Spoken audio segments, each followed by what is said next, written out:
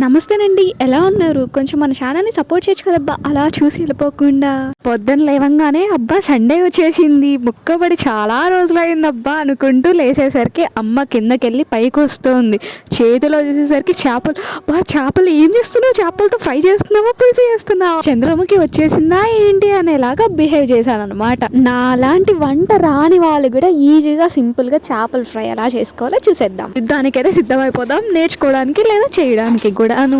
Bowl అయితే తీసుకొని, bowl అంటే చిన్నది కాదండి, పెద్దది. ఆ బౌల్లోనే 4-5 స్పూన్లు నూనె వేసేసుకొని, పసుపు, ధనియాల పొడి, అల్లం వెల్లుల్లి పేస్ట్, కారం గట్టిగా ఉండాలిగా కారం వేసేసుకొని, ఉప్పు కూడా వేసేసుకుందాం. ద మస్ట్ ఐటమ్ చింతపండు రసం కూడా వేసేసుకొని, తెల్లగడ్డలు 4-5 దంచుకొని వేసేసుకుందామండి. దాంతో పాటు కొంచెం పెద్ద పెద్ద పీసెస్ గానే ఎర్రగడ్డలు కట్ చేసుకొని, దాంతో పాటు టమోటాను కూడా కట్ చేసుకొని, కరివేపాకు మంచిగా వేసుకొని దాన్ని మంచిగా పిసికేద్దామండి, ఒక జ్యూసీగా అయిపోయేలాగా.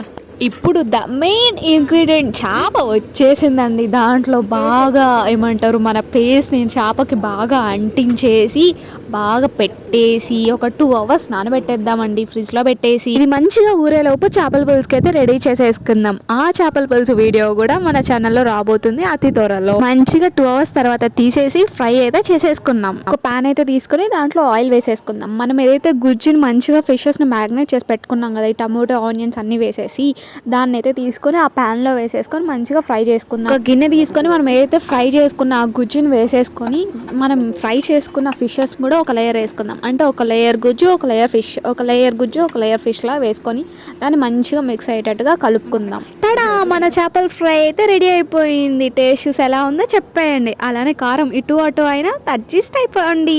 1 month తర్వాత నాన్ వెజ్ తింటున్నాం కాబట్టి కంపల్సరిగా లంచ్ అదిరిపోవాల్సిందే. సో దాంతోపాటు మనం వేడివేడిగా చేసుకున్న చేపల పులుసు కారం అదిరిపోతుంది అనుకోండి. దాంతోపాటు ఫిష్ ఫ్రై, రాగి సంగటి మీ అందరి తరపున నేనే తినేసాను, చాలా బాగుందండోయ్.